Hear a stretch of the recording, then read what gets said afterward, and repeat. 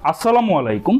বাংলাদেশ জামায়াতে ইসলামীর আমির ডাক্তার শফিকুর রহমান দেশের জন্য যে সাহস দেখালেন সেটা আর কোনো দলের শীর্ষ পর্যায়ের কোনো নেতা এমন অনন্য নজির স্থাপন করতে পারেননি। তো ডাক্তার শফিকুর রহমানের হার্টে একাধিক ব্লক ধরা পড়েছে, আর সর্বশেষ খবর মতে প্রায় 5টির মতো ব্লক ধরা পড়েছে।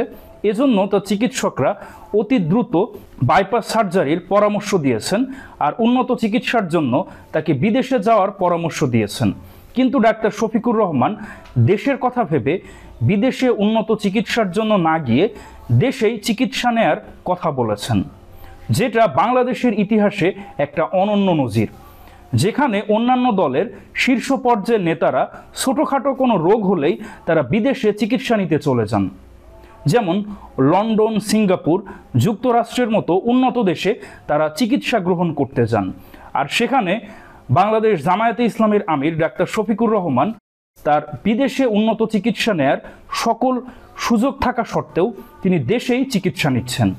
তো স্বাধীনতার পরে 54 বছর যারা ক্ষমতায় ছিল, যেই 3টি দল আওয়ামী লীগ, বিএনপি এবং জাতীয় পার্টি, তো তাদের শীর্ষ নেতাদের কোনো রোগ হলে তারা উন্নত চিকিৎসার জন্য বিদেশে চলে যেতেন। তো যাদের হাতেই এই 54 বছর বাংলাদেশের স্বাস্থ্য খাত ছিল, তারা কি অনিয়ম, দুর্নীতি এবং অব্যবস্থাপনা করেছেন যে নিজের দেশের চিকিৎসা ব্যবস্থার প্রতি তাদের আস্থা নেই।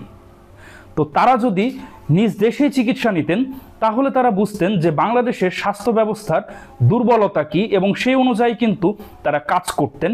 কিন্তু তাদের বাংলাদেশের চিকিৎসা ব্যবস্থার উপরে ভরসা নেই। তো এখন আমি আপনাদেরকে বাংলাদেশের শীর্ষ পর্যায়ের নেতাদের নাম বলবো যাদের কোনো রোগ হলে তারা বিদেশে চিকিৎসার জন্য চলে যান।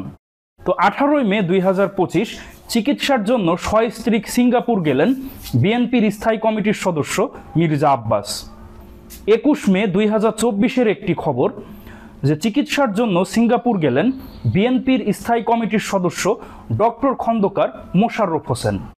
29 এপ্রিল 2024 একটি রিপোর্ট চিকিৎসার জন্য যুক্তরাষ্ট্র গেলেন বিএনপির স্থায়ী কমিটির সদস্য আমির খসরু মাহমুদ চৌধুরী। 13 মে 2025 একটি খবর যে চিকিৎসার জন্য থাইল্যান্ডের রাজধানী ব্যাংককে গেলেন বিএনপির মহাসচিব মির্জা ফখরুল ইসলাম আলমগীর। বিগত ফ্যাসিস্ট শেখ হাসিনার সরকারের আমলে বেগম জিয়ার উন্নত চিকিৎসার জন্য তাকে বিদেশে নেওয়ার চেষ্টা চলছিল। আর সর্বশেষ 2025 সালের 8 জানুয়ারি উন্নত চিকিৎসার জন্য লন্ডনে যান বেগম খালেদা জিয়া। আর বিএনপির ভারপ্রাপ্ত চেয়ারম্যান তারেক রহমান তিনি 2008 সালের 11 সেপ্টেম্বর তিনি অসুস্থতার জন্য প্যারোলে মুক্তি নিয়ে তিনি লন্ডনে যান উন্নত চিকিৎসার জন্য।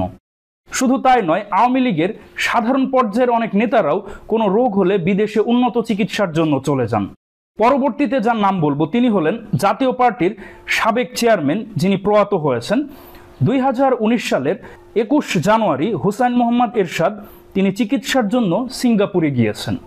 সুতরাং আপনারা দেখতে পারলেন গত 54 বছর যারা ক্ষমতায় ছিল, যাদের হাতেই এই স্বাস্থ্য ব্যবস্থা ছিল, তারাই আসলে উন্নত চিকিৎসার জন্য বিদেশে চলে যান। অর্থাৎ তাদের কি দেশের চিকিৎসা ব্যবস্থার উপর ভরসা নেই, নাকি তারা জানেন আমরা যে দুর্নীতি, অনিয়ম বা অব্যবস্থাপনা করেছি, সুতরাং এখানে আমরা চিকিৎসা নিলে আসলে মারাও যেতে পারি? এটা কি এমন? তাহলে তাদের যদি আস্থায় থাকতো যে দেশের চিকিৎসা ব্যবস্থার প্রতি, তাহলে তারা কেন চিকিৎসার জন্য বিদেশে চলে যান? আর সেখানে বাংলাদেশ জামায়াতে ইসলামীর আমির ডাক্তার শফিকুর রহমান তার কিন্তু ব্যক্তিগত এবং দলীয় সব দিক থেকেই সামর্থ্য রয়েছে বিশ্বের অন্যতম সেরা চিকিৎসা নেয়ার, কিন্তু তিনি সেটা না নিয়ে দেশের জন্যই, দেশের স্বাস্থ্য ব্যবস্থার উন্নতির জন্য এবং তিনি দেশের স্বাস্থ্য ব্যবস্থার উপর আস্থা রেখে তিনি দেশেই চিকিৎসা নিচ্ছেন। বাইপাস সার্জারি এটা কিন্তু খুবই ব্যয়বহুল, সময় সাপেক্ষ এবং খুবই জটিল একটা অপারেশন। তো সেটা তিনি নিজের জীবনের ঝুঁকি নিয়ে দেশের জন্য তিনি দেশেই চিকিৎসা গ্রহণ করছেন। তো এমন একটা নজির স্থাপন করেছিলেন মালয়েশিয়ার প্রধানমন্ত্রী মাহাথির মোহাম্মদ। তিনি একটা রোগে আক্রান্ত হন, তো তার চিকিৎসকরা বিদেশে চিকিৎসা নেওয়ার কথা বলেন, কিন্তু তিনি দেশের কথা ভেবে তিনি দেশেই চিকিৎসা নেন।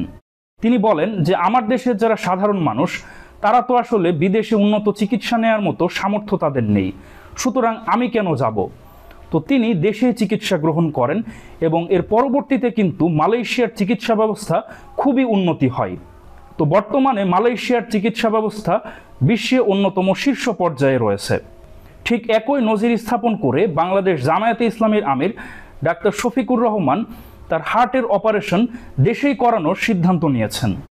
তো আমিরে জামাত ডাক্তার শফিকুর রহমান দেশেই চিকিৎসা নেওয়ার সিদ্ধান্তের বিষয়ে তিনি একটা কথা বলেছেন, সেটা আমি আপনাদেরকে পড়ে শোনাচ্ছি। আমার দেশের মানুষ অসুস্থ হলে তো সবাই বিদেশে যেতে পারবে না।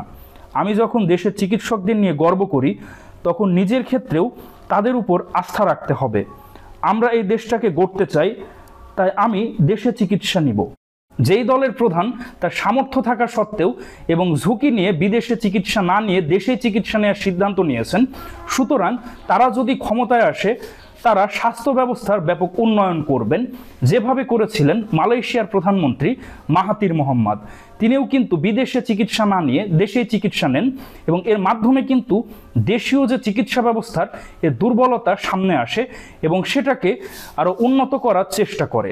সুতরাং বাংলাদেশের যারা ক্ষমতায় আসবে তারা যদি দেশেই চিকিৎসা নেয় তাহলে কিন্তু তারা চিকিৎসা ব্যবস্থার উন্নতি করবে। আর যারা ক্ষমতায় এসে বিদেশে চিকিৎসা নেয় তাদের তো আর ওরকম ভাবা লাগে না যে দেশের চিকিৎসা ব্যবস্থা যাই হোক, আমার তো সামর্থ্য রয়েছে, আমি বিদেশে যেতেই পারি। আর যারা দেশেই চিকিৎসা নেওয়ার সিদ্ধান্ত নেয় তারা ভাবে যে আমি তো বিদেশে যাব না, আমাকে বেঁচে থাকতে হলে দেশের চিকিৎসা ব্যবস্থাকে উন্নতি করতে হবে এবং দেশের মানুষকে যদি বাঁচিয়ে রাখতে হয় তাদের তো বিদেশে যাওয়ার সুযোগ নেই। সুতরাং দেশের চিকিৎসা ব্যবস্থাকে উন্নতি করতে হবে। সুতরাং আমার কাছে মনে হয় বাংলাদেশ জামায়াতে ইসলামী যদি ক্ষমতায় আসে তাহলে বাংলাদেশের চিকিৎসা ব্যবস্থার ব্যাপক উন্নতি হবে। আর জামায়াতে ইসলামের শীর্ষ পর্যায়ে অনেক ডাক্তার রয়েছেন, যেমন আমিরে জামাত নিজেই একজন ডাক্তার, আর নায়েবে আমির সৈয়দ আবদুল্লাহ মোহাম্মদ তাহের তিনিও কিন্তু একজন ডাক্তার। আর সেই সাথে বাংলাদেশ জামায়াতে ইসলামের আর অনেক নেতা রয়েছেন যারা পেশায় ডাক্তার। তো দর্শক মণ্ডলী, আমিরে জামাত ডাক্তার শফিকুর রহমান দেশেই চিকিৎসা নেয়ার যে একটা অনন্য নজির স্থাপন করলেন, এই বিষয়ে আপনাদের কি অভিমত অবশ্যই কমেন্টে জানান।